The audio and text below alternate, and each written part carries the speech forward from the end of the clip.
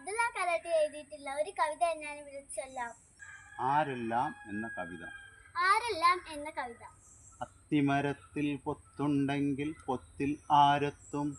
അത്തിമരത്തിൽ പൊത്തുണ്ടെങ്കിൽ പൊത്തിൽ ആരെത്തും.